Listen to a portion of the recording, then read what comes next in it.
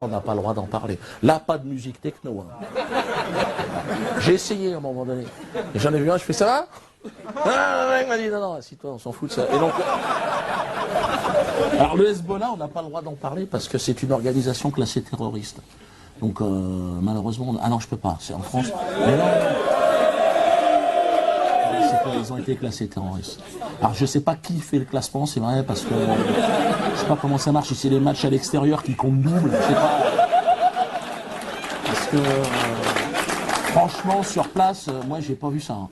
Moi franchement, je vous le dis, hein, j'ai des amis du Hezbollah, hein, très bons amis, et les mecs se sentent pas du tout terroristes. Hein. Franchement, j'ai demandé, hein, mais tu te sens terroriste? Non. Tu veux un thé? Ah, tu veux un thé? Tu veux un peu le temps? Non, on n'est pas du tout dans... C'est plutôt ceux d'en face qui sont vus comme des terroristes. Hein. Moi, j'ai pas de parti pris, hein, mais... Si, attends, l'antité-sioniste, comme ils l'appellent là-bas, hein. Attends, ils sont méchants. Moi, j'y suis allé après des bombardements. Les mecs, ils bombardent tout le monde, là. Comme ça, on sait pas. Ah, la guerre préventive, en plus, tu vois, les mecs, les faux culs, les menteurs. Guerre préventive. Le mec, il balance tout ce qu'il peut, il n'y a plus rien. Hein. Mais... c'est préventif. L'Israélien, il est menteur. Et la guerre propre, il fait. Alors, c'est pas propre au sens où il y a moins de sang sur le champ de bataille. Hein. Non, autant. Il faut des bottes, sinon t'en as plein les chaussettes. Mais c'est propre au niveau, je dirais, moral. C'est-à-dire, l'Israélien va faire la guerre. Ça va. Ça va, Moshe? Qu'est-ce que t'en penses? Elle est propre, cette guerre. Et puis c'est propre quand tu es dans l'aviation de Tsahal, parce que tu n'as même plus besoin d'être dans un avion, c'est des drones. Tu es chez toi, c'est ton bureau, c'est propre évidemment. Hein, t'as un joystick, une coupe de champagne.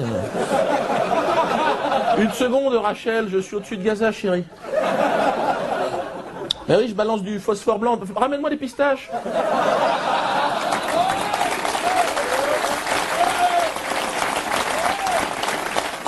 Tout ça, évidemment, hein, dans le cadre des conventions de Genève. J'aurais pu faire un spectacle entier sur les conventions de Genève. Conventions qui ne concernent bien évidemment que le canton de Genève. Hein.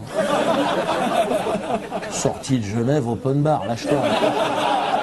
Flottille dans ton cul, phosphore blanc pour tout le monde. Non, franchement, c'est...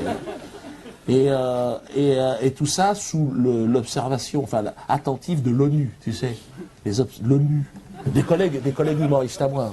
Hein. À chaque fois qu'Israël est impliqué, je regarde l'explication de l'ONU.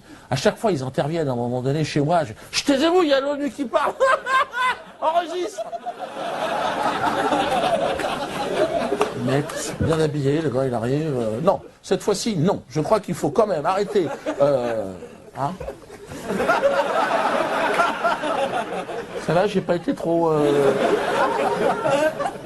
On se retrouve à la cantine, d'accord. Et alors, l'expression tout en haut, au-dessus, il n'y a personne. Hein. Devant laquelle tout le monde se couche, tout le monde se prosterne, le crime contre l'humanité.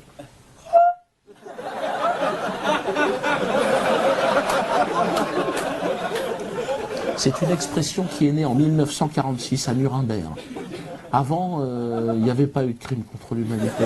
Non, c'est pas rétroactif comme concept. Hein. Non. Les Indiens d'Amérique, non, ben non. De la délinquance. Excuse-moi, oui, je sais, mais... Hein, l'esclavage des Noirs, pareil, des risques interethniques. De la bagarre. J'avais vu ça chez Ardisson, le chantage à l'antisémitisme. C'était Besancenot qui s'était fait choper par la commandanture. Le gars, en plus, il avait rien dit. Je crois quand même en Palestine, des fois, on ne sait pas tellement...